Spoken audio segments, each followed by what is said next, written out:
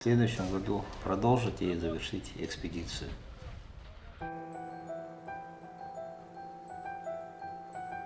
Вот и завершился первый этап нашего незабываемого путешествия на край света.